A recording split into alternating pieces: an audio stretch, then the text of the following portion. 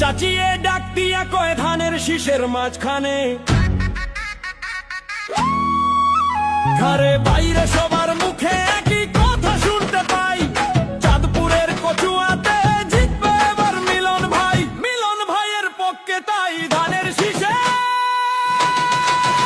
vote চাই, vote চাই,